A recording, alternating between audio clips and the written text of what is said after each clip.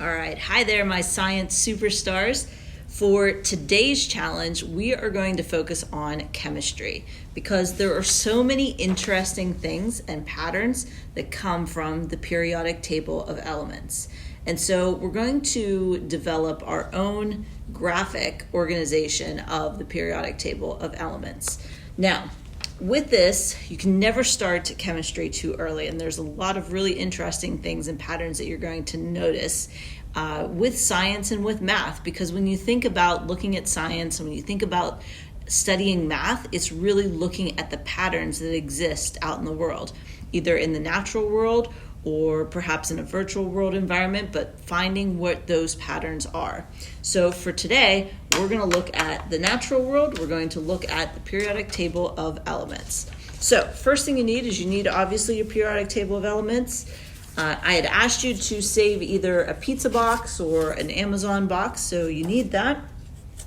So what you're going to do is you're going to start off with your first Amazon or pizza box that is a little bit larger or about the same size as your periodic table of elements, and you're going to grab your glue stick, and we're just going to glue all over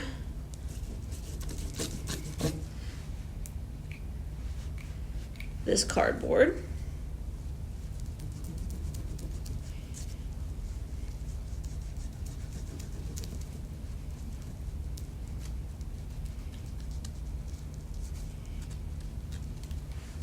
And then we're just going to stick the other piece right on top. You'll see why we need some space here in a minute. So you should have a double thick sheet of cardboard.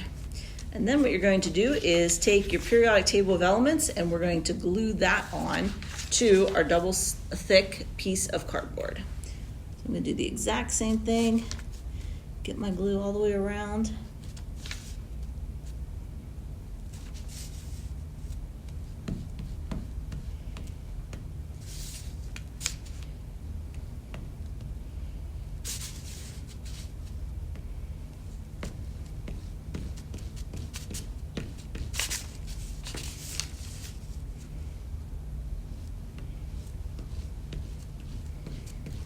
All right, I'm going to put this on top. Doesn't matter where it goes, just as long as you put it on top, nice and flat.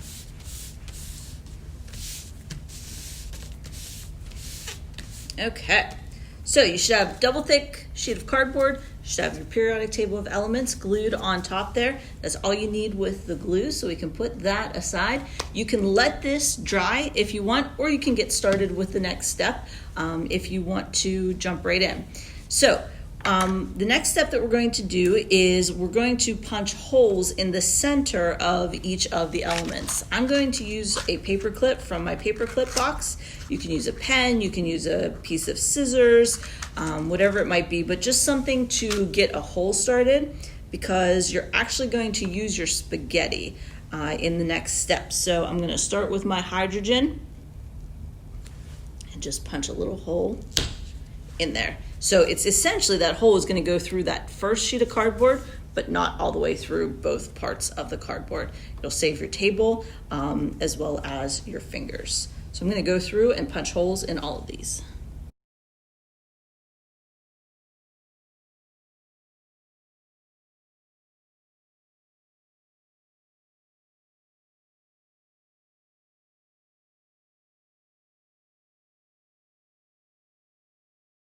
Okay, so for me, I found the pen was a lot easier to punch my holes through, but you can use the paper clip as well. So when you look at your periodic table of elements, what do you notice with that number in the upper left-hand corner? That's known as the atomic number. But go ahead and take a look and see what you notice about your atomic number.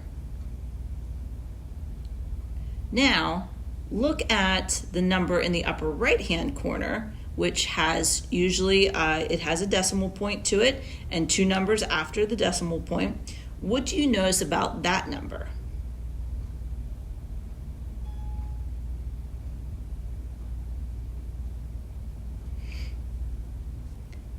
And so then you're probably already starting to see some patterns just looking at the periodic table of elements as they are right now.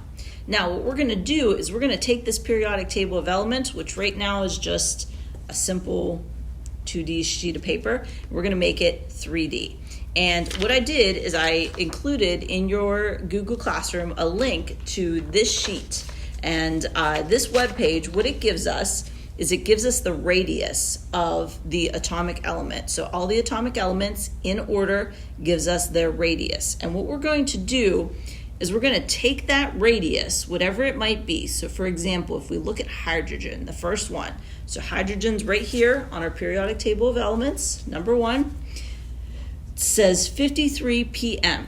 So what we're going to do is we're going to take that number 53, we're going to divide that by 10. So that's going to be 53 divided by 10, 5.3. And we're going to use our ruler and our piece of spaghetti, and I'm going to use the centimeter side. You can use the inches side as well, but I don't want mine to be too tall, so I'm going to use the centimeter side. And what I'm going to do is I'm going to cut my spaghetti into approximately 5.3 centimeters. So I'm going to mark it here best as I can, and then cut my spaghetti.